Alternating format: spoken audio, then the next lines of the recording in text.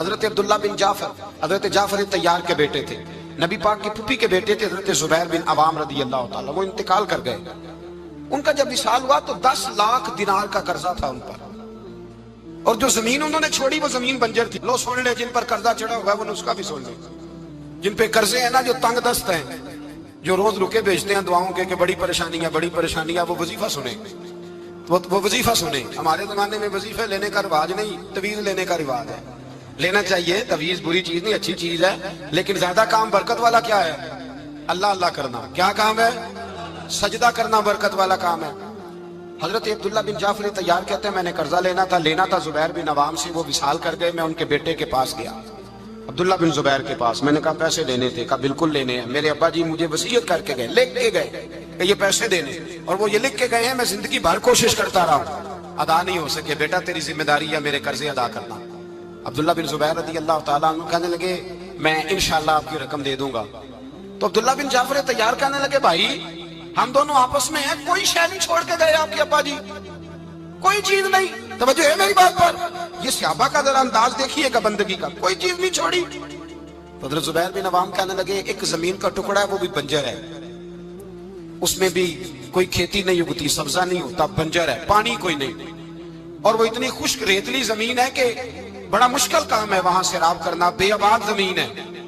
حضرت سیدنا عبداللہ بن جعفر کہنے لگے تو اس طرح کر، وہ مجھے ساری نہ دے، اس میں سے تھوڑی سی مجھے دے دے، میں 10 لاکھ دینار کے عوض وہی رکھ لیتا، تیرے باپ کا قرضہ ادا ہو گیا، دے تو صحیح۔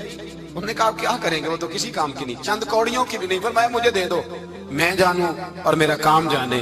او بھائی یہ تھے بندگی والے لوگ، یہ تھے جن کا رب سے رشتہ ہے، جنہوں نے حضور کے صلی اللہ علیہ وسلم کے پاس بیٹھ کر بندگی سیکھی تھی۔ کہتے زمین کا ٹکڑا لے لیا، بنجر بے آباد ریتلی زمین، جب میرے حصے میں آئی پہلے دن اپنے غلام سے کہنے لگے جو جگہ تجھے زیادہ سخت لگتی ہے نا وہاں میرا مصلی بچھا دے، جو تجھے زیادہ بنجر بے آباد لگتی ہے وہاں مصلی بچھا۔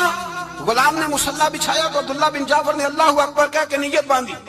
یہ حضرت جعفر تیار کے بیٹے حضرت علی کے بھتیجے، انہوں نے نیت باندھی نماز کی، سر سجدے میں رکھا، رونے لگے، کہنے لگے اللہ میں بھی تیرا بندہ اور جس سے لینے تھے وہ بھی تیرا بندہ، خدا بندہ ہمارے درمیان مہربانی فرما، کرم نوازی کر، رحمت کا فیصلہ فرما۔ اتنا روئے کہ مصلی بھیگ گیا۔ کہتے اتنا تڑپ رہے تھے کہ صحابہ اکٹھے ہو گئے ان کے گرد، مصلی بھیگ گیا۔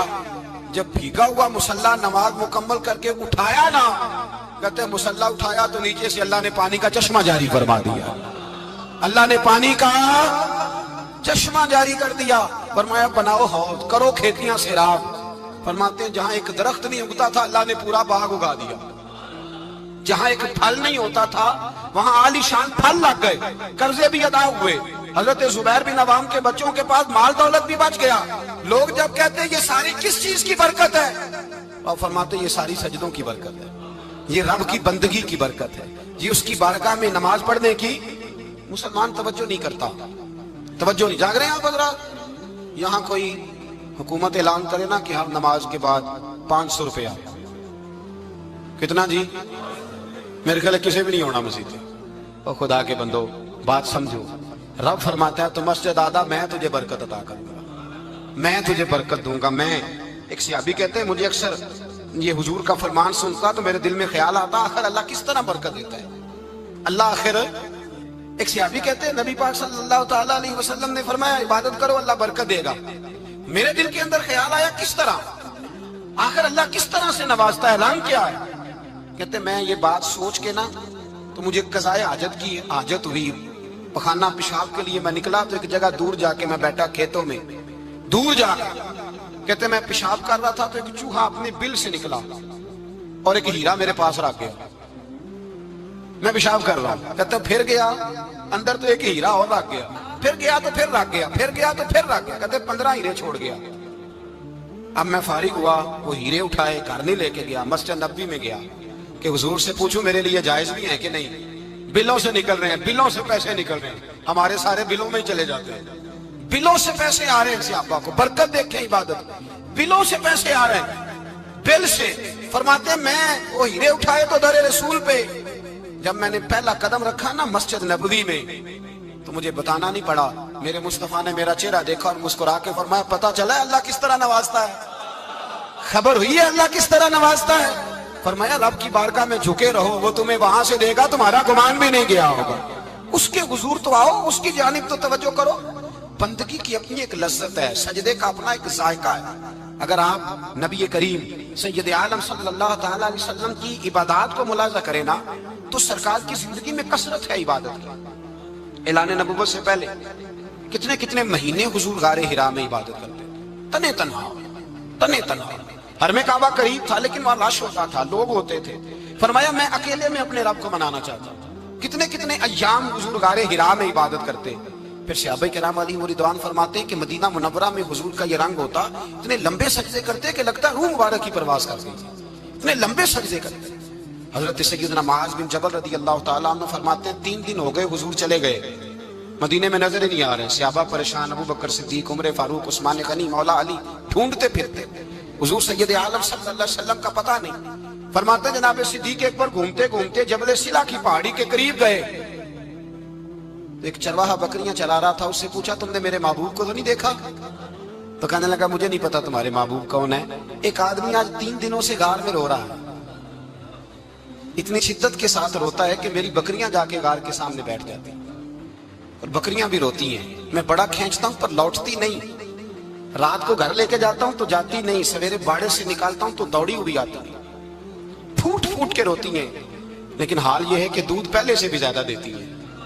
حضرت ابو بکر صدیق کہنے لگے یہی تو میرے رسول پاک علیہ الصلوۃ والسلام کے نبی ہونے کی علامت ہے۔ اس صحابہ کو بلایا، 3 دن سے حضور سجدے میں، کتنے دنوں سے؟ یہاں سجدہ لمبا ہو جائے تو امام کے پیچھے لوگ بھاگنے لگتے ہیں کہ صاحب آپ تو فارغ ہیں، مجھے تو ڈیوٹی پہ بھی جانا تھا۔ 3 دن سے حضور سجدے میں، اتنا طویل سجدہ، اتنا طویل۔ صحابہ کہتے ہیں قدموں میں جا کے لگے، محبوبہ بس کریں آ جائیں۔ حضور نے فرمایا رب نے سورہ ہود نازل کر دی ہے، سخت حکم آ گئے۔ وہ کہتا ہے میں تیری امت سے حساب پوچھوں گا، میں اپنے رب کو منا رہا ہوں، بکر جاؤ مجھے منا لینے دو۔ حضور نے ہمیں بتلایا ہے کہ رب کو سجدہ کریں تو رب مانتا ہے، اس کو منانے کا طریقہ سجدہ کرنا ہے، جھکنا ہے، عبادت کرنا ہے۔ کہا وہ مانے گا تو میں آؤں گا۔ تڑپ گئے صحابہ۔ اور ایک روایت ایسی بھی ہے کہ جب بات نہ بنی تو حضرت فاطمہ سے عرض کیا۔ حضرت فاطمہ شام کا سناٹا چھایا، اپنے آپ کو کپڑوں میں لپیٹا، دائیں بائیں شہزادوں کے لیا تو حضور کی بارگاہ میں گئیں، کہنے لگی محبوبہ بس کریں گھر آ جائے، مدینہ سونا ہو گیا ہے، مسجد نبی کی دیواریں بھی روتی ہیں، یا رسول اللہ ستون مجھ سے آپ کا پوچھتے ہیں گھر آئے۔ نبی پاک نے فرمایا فاطمہ تو بھی دعا کر، میں بھی دعا کرتا ہوں۔ حضرت فاطمہ بھی ساتھ والے کونے میں سجدے میں گر گئی، پھر دعا ہوئی، پھر التجا ہوئی۔ حضرت جبریل آئے، کہنے لگے محبوبہ رب کہتا ہے سار اٹھاؤ، وَلَسَوْفَ يُؤْتِيكَ رَبُّكَ فَتَرْضَىٰ، اللہ فرماتا ہے میں آپ کو اتنا دوں گا کہ آپ مجھ سے راضی ہو جائیں۔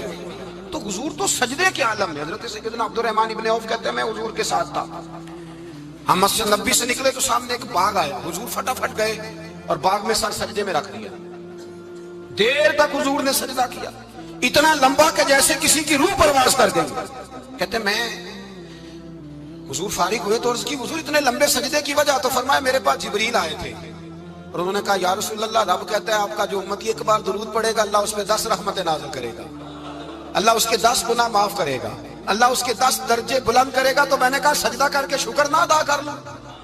اس بات پر میں سجدہ کرنے لگ گیا۔ اس بات پر ایک دوست کے ہاں بیٹا ہوا، مجھے کہنے لگے مبارک ہو بھتیجا آیا ہے۔ میں نے کہا خیر مبارک۔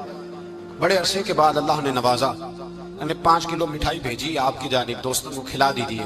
میں نے کہا اور کتنی بانٹی؟ کہنے لگے منوں کے حساب سے۔ باقی معاملات کیسے؟ کہنے لگے کیا بات ہے، غریبوں کو، مسکینوں کو، لاچاروں کو، سب کو دیا۔ تو میں نے کہا نفل کتنے پڑے؟ کہنے لگا ٹائم نکالتا ہوں۔ میں ٹائم بیٹا کس نے دیا؟ شکر کس کا ادا کرنا تھا؟ بھئی یہاں حال یہ ہے ہمارا کہ ہمیں 2 رکھتے تھوڑی مشکل ہے۔ اگر کہا جائے کہ 25 من مٹھائی تقسیم کرنی ہے تو وہ آسان ہے، ہم نے اپنے لیے عبادت کو، ریاضت کو بہت سا بنا لیا، اس کو اتاریں کچھ بھی مشکل نہیں۔ رب کی بارگاہ میں جتنا بندہ جھکتا جاتا ہے اتنا ہی اللہ اسے اور عزت عطا کرتا جاتا ہے۔ بزرگوں سے کسی نے پوچھا تھا کہ میری اللہ قبول بھی ہے کہ نہیں؟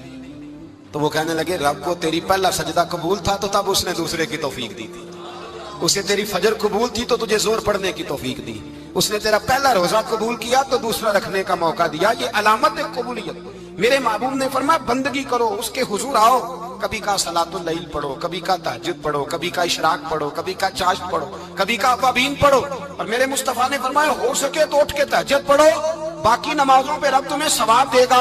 اگر تہجد پڑھو گے تو رب تمہاری طرف دیکھ کے مسکرائے گا، جو اس کی شان کے لائق ہے وہ مسکرائے گا۔ مصلی آباد کریں، مصلی آباد کرنے سے روحانی زندگی آباد رہے گی، من کے اندھیرے دور ہوں گے، روح کی کساوتیں دور ہوں گی۔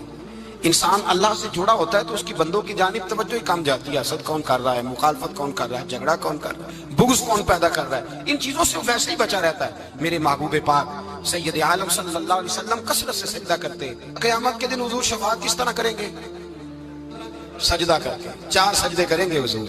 بخاری مسلم میں موجود ہے، صحابہ کرام فرماتے ہیں حضور نے فرمایا جب امتیں پریشان ہو کے نبیوں کے پاس جائیں گے تو پھر میرے پاس آئیں گی، جب میرے پاس آئیں گی تو میں سجدہ کروں گا اور خدا سے کہوں گا یا اللہ ان کا حساب تو شروع کر۔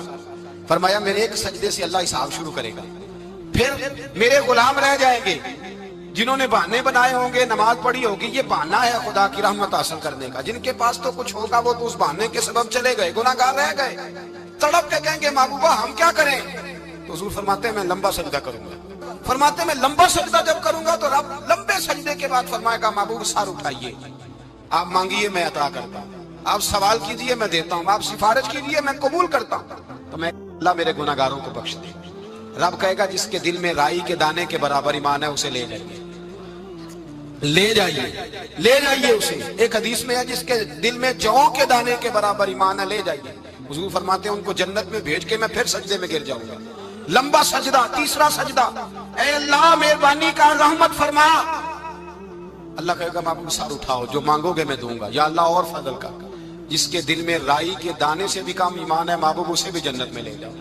حضور فرماتے ہیں میں اور سجدہ کروں گا، پھر جس کے دل میں اس سے بھی کم ایمان ہوگا اسے بھی لے جاؤں گا۔ صبح قیامت میرے مصطفیٰ کریم علیہ السلام امت بھی سجدہ کر کے بخشوائیں گے۔ جب حضور سجدے کر رہے ہیں تو امت کیوں نہیں کر رہی؟ حضور سجدے کر کے بخشوائیں گے، امت سجدہ ہی نہیں کر رہی، توجہ ہی نہیں کر رہی۔ میرے بھائی سجدے کی اتنی کیفیت ہے، عبادت کی اتنی لذت ہے کہ حضرت عائشہ فرماتی ہیں تیز آندھی آتی تو حضور نماز پڑھنے لگے، تیز آندھی آتی تو نماز پڑھتے، بارش نہ ہوتی تو نماز پڑھتے، بارشیں زیادہ ہوتی تو نماز پڑھتے، سورج گرہن ہوتا تو حضور نماز پڑھتے، چاند گرہن ہوتا تو نبی پاک، بلکہ حضرت عائشہ کہتی ہیں گرہن لگا چاند کو تو حضور نے فٹافٹ سر سجدے میں رکھ دیا، اور نماز کے بعد حضور رونے لگے، کہنے لگے اے اللہ تو نے کہا نہیں تھا کہ میں تیری موجودگی میں انہیں عذاب نہیں دوں گا؟ اللہ درگزر کر اپنے بندوں سے، رحمت فرما، کرم نوازی فرما۔ فرمایا ہر موقع پر حضور نماز پڑھتے۔ سید عائشہ صدیقہ فرماتی ہیں کبھی کبھی میرے بستر نور میں حضور ہوتے، فرماتے ابو بکر کی بیٹی تو اجازت دے تو رب کو راضی نہ کر لوں؟ میں کہتی میری کیا جرت ہے؟ تو حضور نماز کی نیت باندھتے۔ بخاری مسلم میں لفظ ہیں، حضرت عائشہ کہتی ہیں حضور اتنی لمبی نماز پڑھتے کہ قدموں میں ورم آ جاتا، اتنی لمبی بندگی فرماتے کہ قدم مبارک سوج جاتے، ورم آتا۔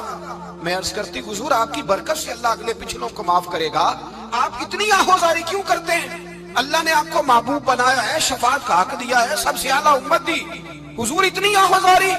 تو حضور فرماتے عائشہ تو نے بتایا نا رب نے مجھے بڑا دیا ہے، افلا اکون عبدا شکورا، اب میں رب کا شکریہ ادا نہ کروں؟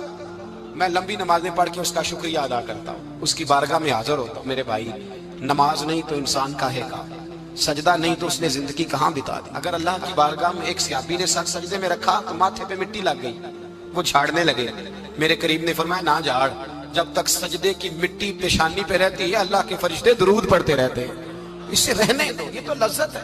عزت والا وہ ہے جو مالک کی بارگاہ میں۔ حضرت صلہ بن عشیم کے بارے میں صحابہ کہتے ہیں بڑے عبادت گزار تھے، نیک تھے۔ حضرت انس بن مالک کہتے ہیں ہم نوجوانوں کا دل کیا کہ ذرا اس صحابی کی عبادت کا تو پتہ کریں، کس طرح کی ہے عبادت کا تو پتہ کریں۔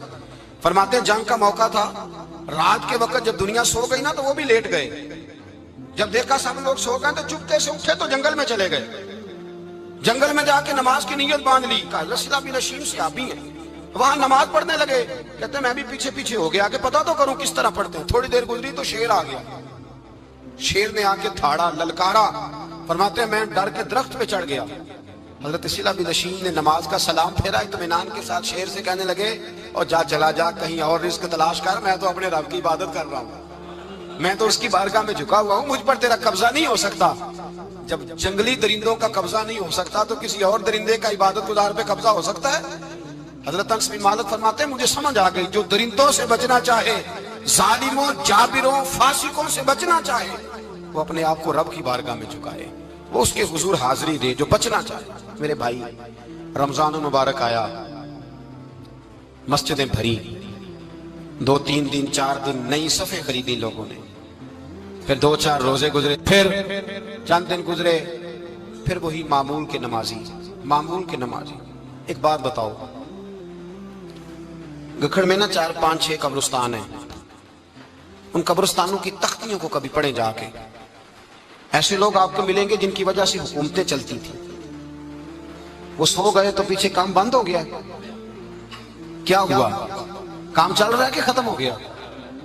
بیٹا جس کا گزارا نہیں نہ ہوتا باپ کے پاس, وہ کہتا میں جی نہیں سکوں گا, وہ بھی جیتا ہے اور کھول کے جیتا ہے. بی بی کہتی ہے میرے تو سر سے تاج اٹھ گیا, زندگی کیسے گزرے گی؟ کچھ بھی نہیں ہوتا, سب ہوتا. 20-20 سال عورتیں بیوہ کی زندگی گزار کے چلی جاتی ہیں. یہ جو ہم نے اپنے اوپر بہت زیادہ بوجھ رکھا ہوا ہے نا, جھوٹ بولتے ہیں بہت سارے لوگ, مجھے وقت نہیں ملتا نماز کا, یہ بہت بڑی جرت ہے, بہت بڑی. مجھے میرا کوئی دوست کہے نا میرے پاس ٹائم نہیں آپ کے پاس آنے کا, تو ہو سکتا ہے میں بگڑ جاؤں. تو کیسا یار ہے, ملنے کا ٹائم نہیں تیرے پاس؟ وہ میرے بھائی تو اللہ سے ہی کہہ رہا ہے کہ میرے پاس ٹائم نہیں تیرے پاس آنے کا, اور رب سے ہی کہہ دیا, تو نے اللہ سے ہی کہہ دیا ہے. نماز اتنا ضروری کام کہ حضور کا وصال کا وقت آیا, عین اس وقت بھی حضور نے فرمایا میری 2 باتیں یاد رکھنا. حضور کیا فرمایا کہ غلاموں سے اچھا سلوک کرنا, دوسرا اپنی نماز کی حفاظت کرنا, اسے چھوڑنا نہ. اور صحابہ کہتے ہیں جب حضور کو بڑی نکاہت ہو گئی, بظاہر قدم نہیں اٹھایا جاتا, اس وقت بھی فرمایا مجھے 2 بندے اٹھا کے لے جاؤ, میں مسجد جا کے نماز پڑھنا چاہتا ہوں. نماز اتنا بڑا کام کہ حضور نے فرمایا جو کھڑے ہو کے نہ پڑھ سکے بیٹھ کے پڑھے, بیٹھ کے نہ پڑھ سکے لیٹ کے پڑھے, لیٹ کے نہ پڑھ سکے اشارے سے پڑھے. چھٹی کسی کو دی, ہم نے خود ہی چھٹی کر لی, خود ہی. اور یہ یاد رکھیں, پکی بات ہے, قبر میں نہ بیٹا آئے گا نہ بیٹی آئے گی. میں بچوں کے لیے کر رہا ہوں, جھوٹ ہے سارا. رجسٹریاں ساری اپنے نام رکھی ہوئی ہیں, بینک بیلنس اپنے نام. بچے تو منتیں کرتے ہیں کہ چلو تھوڑے ہی دو, میں کاروبار کر دوں. کوئی نہیں, قریب بھی نہیں آنے دیتے, جھوٹ بولتے ہیں بچوں کے نام پہ. ہر شے پکی کی ہوئی اپنے نام, اپنی مرضی سے خرچ کرتے ہیں, اپنی مرضی کو دیتے ہیں جس کو دینا ہوتا ہے. بلکہ بہت سارے تو ناانصافی بھی کرتے ہیں. او بھائی سمجھ لیں اس بات کو, پرکھیں, اپنے لیے کچھ کر کے جائیں. اگر خدا سے بندگی کا رشتہ ہو, مولا علی شیر خدا پتہ کیا فرمایا کرتے تھے؟ حضرت علی فرمایا کرتے تھے میں نے تو دعا کی ہے خدا بندہ جنت میں بھی نماز کی توفیق دینا. اگر نماز نہ ہوئی تو جنت میں دل کیسے لگے گا, بغیر نماز کی طبیعت کیسے رچے گی؟ آپ یقین کریں نماز انسان کو بناتی ہے. نماز نکال دی جائے نا تو زندگی کا حسن ختم ہو جائے. لوگ ٹائم دیتے ہیں 3 بجے کا, 4 بجے کا, 5 بجے کا, لیکن مذہبی لوگ ٹائم دیتے ہیں زور کے بعد کا, عصر کے بعد کا, فجر کے بعد کا. مسلمان کی تو ترتیب ہی نماز سے شروع ہوتی ہے. نماز کب فرض ہوئی؟ معراج کی رات. کب فرض ہوئی جی؟ لیکن حضور جب گئے نا حرم شریف, یہاں بھی نماز پڑھا کے گئے, لینے جا رہے تھے نماز, لیکن مسجد اقصی میں بھی 2 رکعتیں پڑھا کے گئے. ابھی نماز آنی تھی, حضور اس سے پہلے نمازیں پڑھا رہے ہیں. تو نماز کا تو رشتہ ہے, نماز سے تو تعلق ہے. نماز حضرت سعید بن مسیب رضی اللہ تعالیٰ عنہ فرماتے یزید کی فوجوں نے جب مدینے پہ حملہ کیا تو انہوں نے گھوڑے باندھ دیے مسجد نبوی میں, 3 دن تک نماز نہ ہونے دی معاذ اللہ. فرماتے ہیں میں دیوانہ بن کے حضور کی قبر کے پاس بیٹھ گیا, میں دیوانہ بن گیا کہ وہ مجھے پاگل اور دیوانہ سمجھ کے چھوڑ دے. فرماتے ہیں قسم اللہ کی عزت کی, جب نماز کا وقت آتا تھا حضور کی قبر سے اذان کی آواز آتی, قبر انور سے جماعت کرانے کی آواز آتی تھی, قبر کے اندر سے. گویا میرے مصطفیٰ, شاید اسی لیے حضور نے 2 غلاموں کو ساتھ رکھا ہے, اذان بھی ہوتی رہے جماعت بھی ہوتی رہے. حضور تو اندر بھی جماعتیں کرا رہے ہو بھائی, وہاں بھی جماعتیں ہو رہی ہیں, اور تو یہاں نماز نہیں پڑھ رہا اور بہانہ بنا کے کھڑا ہے بہانہ بنا کے. نہ ایسا کر, وہ بھی جتنا وقت ملے مسجد میں جا کے گزارے, قرآن شریف کے ساتھ گزارے, ذکر کے ساتھ گزارے, عبادت کے ساتھ گزارے. اپنے آپ کو زیادہ سے زیادہ عبادت میں مصروف کریں. یہ اللہ کے ساتھ رشتہ ہے, عبادت نہیں تو بندگی کاہے کی.